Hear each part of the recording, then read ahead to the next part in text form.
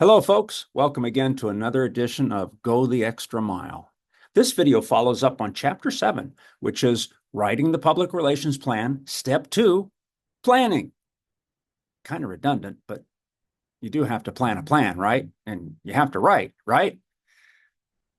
Well, anyway, the title of my video today is Exceptional but Manageable. In planning this, I reflected back on my experience as an undergraduate back in the last century, before TikTok. Like a lot of you, I worked my way through college undergraduate years. I had several jobs. I was a clerk at a convenience store. I worked overnights at a radio station as a disc jockey, KCLV, Clovis, New Mexico. I was burning the candle at both ends, but I had to. I had to pay tuition and put gas in my car and food on my table. And I had to have a social life. That's expensive. I was a full-time student taking 15 hours or more each semester. There were times when I had to work a shift at the store, then go to work at night at 11 at the radio station, do an overnight shift, then go back to campus for morning classes. I was continually exhausted. Some of you may be in a similar situation today, and I understand.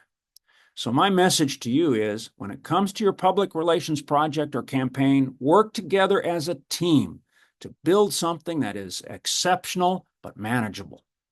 I think most clients are reasonable about what they want from a student team. The client rep wants to see demonstrated communication improvement.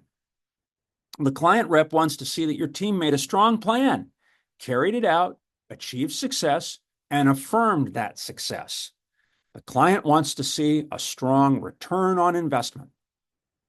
And importantly, the client needs to have a roadmap for the future, because when your team is done, you want the client to be able to build on and continue what you started.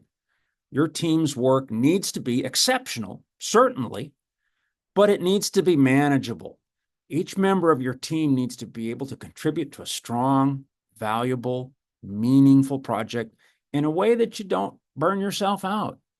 You surely have other obligations in life that need your attention. Work to balance everything that's on your plate.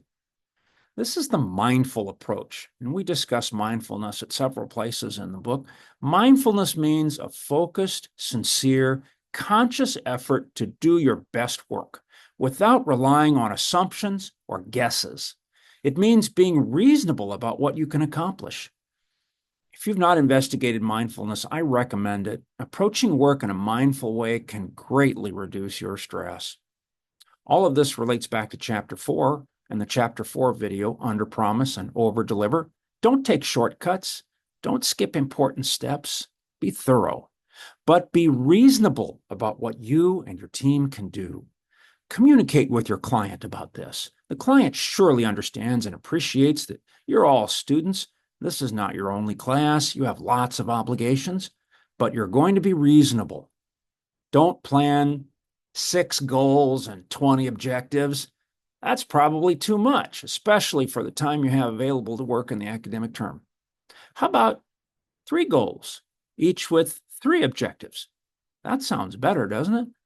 Exceptional, but manageable.